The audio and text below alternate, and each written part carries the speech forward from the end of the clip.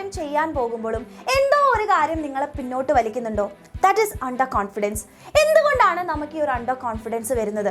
ഒന്നാമത്തെ റീസൺ എന്ന് പറയുന്നത് ഫിയർ ഓഫ് ഫെയിലിയർ. അതായത് നമ്മൾ ഒരു കാര്യം ചെയ്യാൻ വേണ്ടി പോകുമ്പോൾ അതിൻ്റെ റിസൾട്ട് തോൽവിയായിട്ട് പോകുമോ എന്നുള്ള പേടി, അല്ലെങ്കിൽ തോൽവി ആക്സെപ്റ്റ് ചെയ്യാൻ പറ്റാത്തൊരവസ്ഥ. രണ്ടാമത്തെ കാര്യം എന്ന് പറയുന്നത് comparing your self with others.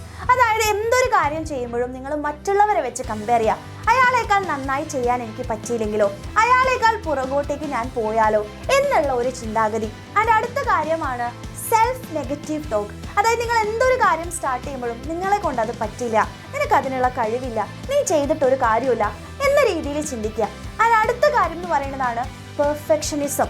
അതായത് നിങ്ങളൊരു കാര്യം ചെയ്യുന്ന സമയത്ത് അതിൻ്റെ outcome should be very perfect എന്നുള്ളൊരു വാശി, അല്ലെങ്കിൽ ഒരു കാര്യത്തിലും വിട്ടുവീഴ്ച ചെയ്യാൻ പറ്റാത്തൊരവസ്ഥ. അതുകൊണ്ട് നിങ്ങൾ ചെയ്യാതിരിക്കുക. അതിൻ്റെ അടുത്ത കാര്യം എന്ന് പറയുന്നതാണ് അതായത് പാസ്റ്റ് ഫെയിലിയർ.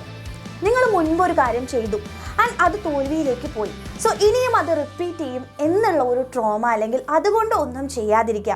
അപ്പോൾ ഇത്തരത്തിലുള്ള ചിന്താഗതി നിങ്ങൾക്ക് ഉണ്ടെന്നുണ്ടെങ്കിൽ ഉറപ്പായിട്ടും അത് മാറ്റേണ്ട കാര്യമുണ്ട്. അതുകൊണ്ടാണ് നിങ്ങൾക്ക് ഒരു കാര്യം ചെയ്യുമ്പോഴും കോൺഫിഡൻസ് ഫീൽ ചെയ്യാത്തത്. സോ നിങ്ങൾക്ക് ഇത് ഫീൽ ചെയ്തിട്ടുണ്ടെങ്കിൽ ഉറപ്പായിട്ടും കമൻറ്റ് ചെയ്യുക, ഫ്രണ്ട്സിന് എല്ലാവർക്കും ഷെയർ ചെയ്യുക.